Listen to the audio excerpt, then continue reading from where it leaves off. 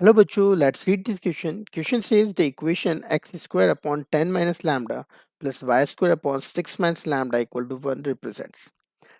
कब ये हाइपरबोला बनाएगा, कब एलिप्स बनाएगा, ये हमको बताना है. चलिए तो इसको सॉल्व करते हैं. तो x square upon 10 minus lambda plus y square upon 6 minus lambda equal to 1. तो हाइपरबोला के एलिप्स के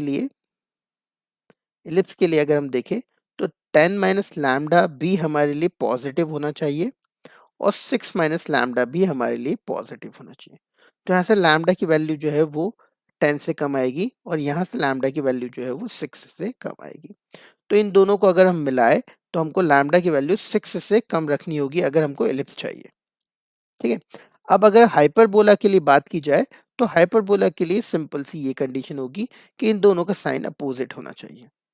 10 माइनस लैम्डा अगर पॉजिटिव है तो 6 माइनस लैम्डा नेगेटिव, और अगर 10 माइनस लैम्डा नेगेटिव है तो 6 माइनस लैम्डा पॉजिटिव.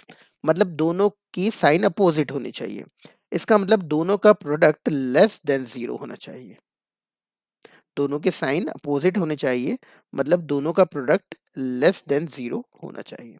तो यहां से हमारे पास लैम्डा -10 और लैम्डा -6 आ जाएगा. यहाँ से हमारे पास लैम्डा -6 और लैम्डा -10 लेस देन जीरो आ जाएगा, जिसको हम वेवी कर्व का यूज करके plus minus plus less than zero है तो लैम्डा बिलोंग्स टू 6 से 10 हमारे पास निकल के आएगा. तो 6 से 10 में ये एक हाइपरबोला बनाएगा. That is option number C. तो इसका आंसर ऑप्शन नंबर सी बिल्कुल करेक्ट हुआ.